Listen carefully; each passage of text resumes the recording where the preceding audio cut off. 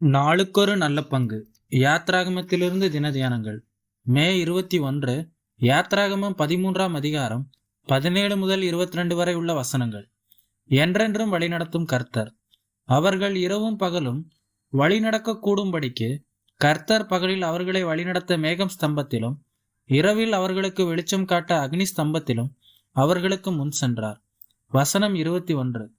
கர்த்தர் பாவிகளுக்கு ஒரு இரட்சகராகவும் அடிமைகளுக்கு ஒரு விடுதலையாளராகவும் பயணிகளுக்கு ஒரு வழிகாட்டியாகவும் இருக்கிறார். தம் மக்கள் மேல் இளகிய மனதுடையவர், தகுதிக்கு மிஞ்சி பாரத்தை சுமத்தாதவர், கழுகு தன் குஞ்சுகளை சேட்டைகளில் சுமந்து செல்வது போல் சுமந்து செல்கிறவர், போர் நமக்கு மனச்சோர்வை உண்டாக்கும் என்று அறிந்து அதை நம்முடைய விசுவாச பயணத்தின் தொடக்கத்தில் வரவிடாமல் தடுப்பவர், குறுக்கு விடையில் ஆபத்துகள் அதிகம், சுற்றி செல்வது நமக்கு நல்லது, பாலைவன பயணம் அலைச்சல் மிக்கது, ஆயினும் அதுவே சிறந்த வழி என்பதை அவர் அறிவார். அவருடைய வழிகள் ஆராய்ந்து முடியாதவை, அவருடைய வழி உத்தமமானது. மோசே தன்னோடு கூட யோசேப்பின் எலும்புகளை எடுத்துக்கொண்டு போனான். இவை யோசேப்பின் விசுவாசத்தை நினைவூட்டுகின்றன.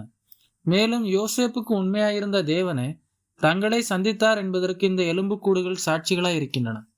நம்முடைய இந்த உலக பயணத்தில் கிறிஸ்துவின் மரணம் நமக்கு எத்தகைய வல்லமையை அளிக்கின்றன என்பதையும் இந்த யோசேப்பின் எலும்புகள் அறிவிக்கின்றன. கர்த்தராகிய இயேசு கிறிஸ்துவனுடைய ஜீவனும் எங்கள் சரீரத்திலே விளங்கும்படிக்கு இயேசுவின் மரணத்தை எப்பொழுதும் எங்கள் சரீரத்தில் சுமந்து தெரிகிறோம் என்று பவுல் கூறுகிறார். தேவனுடைய பிரசன்னத்தின் காணக்கூடிய உணரக்கூடிய அடையாளமே மேகஸ்தம்பமும் அக்னிஸ்தம்பமும். இது ஒருபோதும் அவர்களை விட்டு விலகி போகாமல் தொடர்ந்து வழிநடத்தியது. பாலைவன பயணத்தில் வழிமாறி சென்று விடாதபடிக்கு இயற்கைக்கு அப்பாற்பட்ட வகையில் தேவன் தம்முடைய வழியை தெரிவிக்கிறார். புதிய ஏற்பாட்டு விசுவாசிகளாகிய நமக்கு இத்தகைய ஒரு மேகம் கொடுக்கப்படவில்லை. ஆனால் நமக்காக பரிந்து பேசி கொண்டிருக்கிற பிரதான ஆசாரியாராகிய கிறிஸ்து இருக்கிறார். நமக்குள்ளாகவே இருந்து நம்மை உணர்த்துகிற பரிசுத்த ஆவியானவர் கொடுக்கப்பட்டிருக்கிறார். என்றென்றுமாக வாசித்து வழிநடத்தும்படியான அவருடைய வார்த்தையாகிய வேத புத்தகத்தை நம் கரங்களில் கொடுத்திருக்கிறார். நான் உன்னை விட்டு விலகுவதும் இல்லை, உன்னை கைவிடுவதும் இல்லை என்ற வாக்கு தத்தத்தையும் நமக்கு அளித்திருக்கிறார். இத்தகைய நன்மைகளை குறித்து உணர்வுள்ளவர்களாய் இருப்போம். இவற்றை சார்ந்து கொள்வோம். நிச்சயமாகவே அவருடைய பாதுகாப்பும் வழிநடத்தலும் என்றும் இருக்கும்.